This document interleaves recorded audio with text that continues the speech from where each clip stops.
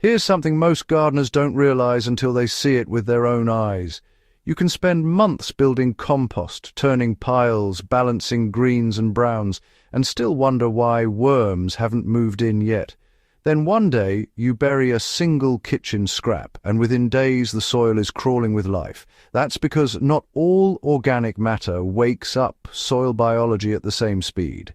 One common kitchen scrap does it dramatically faster than finished compost, and once you understand why, you'll never waste it again. Why worms don't respond to all organic matter the same way. Earthworms are not attracted to compost as a concept.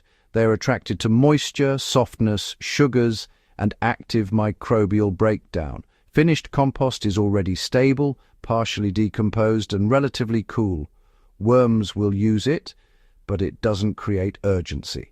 What excites worms is fresh material that breaks down fast, feeds bacteria aggressively, and stays moist without becoming acidic or anaerobic. This is why some scraps draw worms almost overnight while others sit untouched. The one kitchen scrap that brings worms faster than compost is melon rinds. Watermelon, cantaloupe, honeydew, and pumpkin rinds are worm magnets. Among them, watermelon rind is the fastest and most reliable. It is loaded with simple sugars, has extremely high moisture content, and breaks down rapidly without generating excessive heat. Worms don't actually eat the rind itself at first. They are feeding on the explosion of bacteria and fungi that colonize it within hours of burial. This microbial bloom is exactly what worms are searching for. Why melon rinds outperform compost in attracting worms. Melon rinds are roughly 90% water, which instantly raises moisture levels in dry or compacted soil. They contain simple carbohydrates rather than tough lignin or cellulose, so microbes begin digesting them immediately. Unlike citrus or onions, melon rinds are low in antimicrobial compounds, meaning bacteria are free to multiply. This creates a soft, cool, biologically active zone that worms can safely enter without stress. Compost, especially if mature, simply doesn't create that same biological signal. So, let's talk about how to use melon rinds correctly, making sure worms arrive quickly. The method honestly matters more than most gardeners might think. First, take fresh melon rinds and cut them into pieces roughly the size of your palm. Next, dig a shallow trench or hole about 3 to 5 inches deep. Place the rind pieces flat rather than stacking them, and then cover lightly with soil. It's important not to compact the soil heavily. Remember, worms need those air channels. If your soil is dry, give it a light watering before burying the rind, not after. This way, you trap moisture where worms can access it, without flooding the area. Now let's cover the ratios and spacing that actually work in garden beds. For a standard raised bed measuring 4 by 8 feet, 1 to 2 pounds of melon rind is more than enough. That's roughly the rind from half a large watermelon. Be sure to bury it in 2 or 3 separate spots rather than piling it all in one place. Space these zones about 2 feet apart. If you're working in a vegetable row, use 1 handful of rind every 3 feet.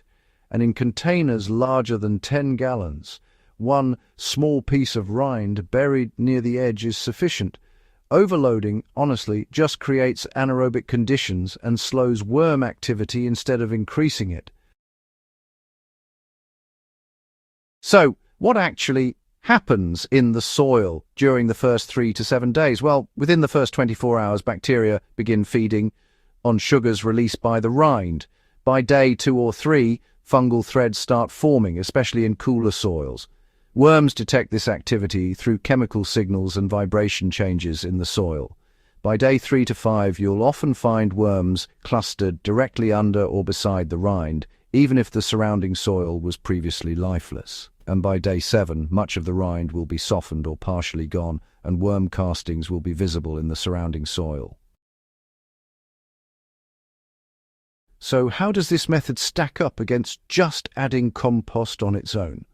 Well, compost is brilliant for improving soil structure and boosting long-term fertility, but it doesn't actually create that sudden biological hotspot you sometimes need. Melon rinds, on the other hand, act as a real trigger. You know, many experienced gardeners actually combine both methods, first burying the melon rind, waiting about a week, and then top dressing with compost. This little sequence pulls worms right into the zone first, then gives them a stable material to keep working on. The result? You get faster nutrient cycling, better aggregation, and honestly, you'll see visibly healthier plants within just a few weeks. Now let's talk about some common mistakes that can slow down worm attraction. Leaving rinds on the soil surface, for instance, just invites pests and dries them out. Burying them too deep, that limits oxygen, which isn't great either. Mixing melon rinds with large amounts of dry carbon, like wood chips, really delays the breakdown process. And using rind that's already fermented or grown mold before you bury it, well, that can create acidic pockets worms will avoid. So, freshness really does matter, and so does moderation. Worms respond best to balance, not excess. Using this approach season after season is a fantastic way to improve your soil in the long term.